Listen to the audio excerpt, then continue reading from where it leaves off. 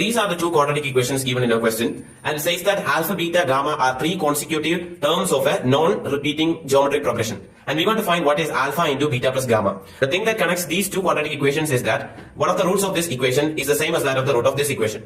So let's first take alpha equal to alpha itself, beta is equal to alpha into r, and gamma is equal to alpha into r square, where r is the common ratio of the geometric progression.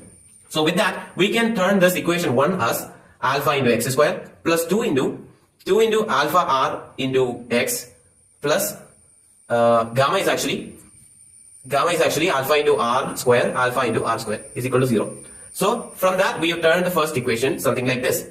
And let's take the solution of this equation as a and b. So what we know is that the sum of the roots of a quadratic equation is actually equal to the coefficient of x, the negative of the coefficient of x when x square's coefficient is 1. That is here in this case 2 into alpha r divided by alpha. That is actually 2r. And alpha, that is a into b, is equals to, that is the product of the roots is actually equal to the constant term when coefficient of x square is 1. That is alpha r square divided by alpha, which is r square, right? Actually there is a negative sign because negative of x's coefficient is what we are taking. So negative sign, there is negative sign, so negative 2r. So we know a plus b is equals to negative 2r and a into b is equals to r square. From that we can say that a and b can be minus r, because when we are putting minus r, a plus b is actually minus r plus minus r, which is minus 2r, and a into b is equal to minus r into minus r, which is r square. So minus r satisfies this condition. So we can say that the roots of this quadratic equation are minus r and minus r. And the question says that one of the roots of this quadratic equation is same as that of this quadratic equation. That means minus r is actually a root of this equation also. Let's take that. X square plus x minus 1 has one of its roots minus r. Then what is the other root?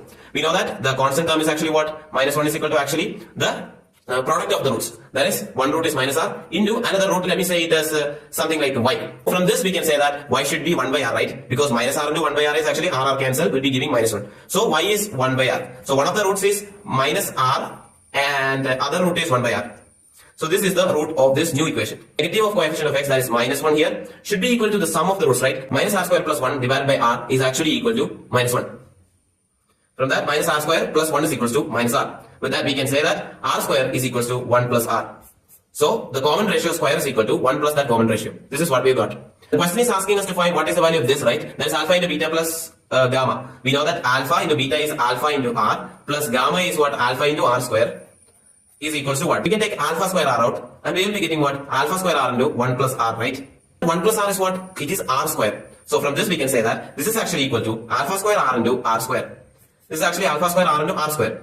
And this is actually what? This is actually alpha r into r square. And alpha r is what? Beta. Alpha r square is what? Gamma. So beta gamma is our solution. And that is option 3.